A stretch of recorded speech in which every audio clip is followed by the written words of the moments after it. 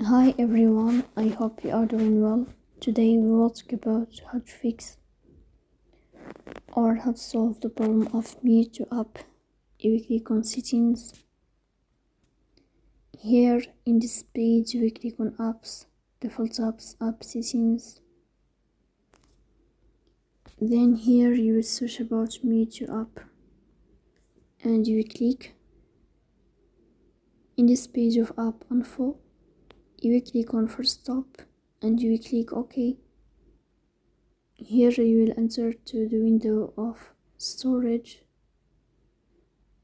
Then we click on clear cache. Here you will turn on your airplane mode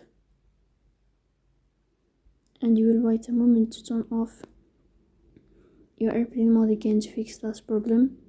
So that's all. Don't forget to support us by like and subscribe. See you next time.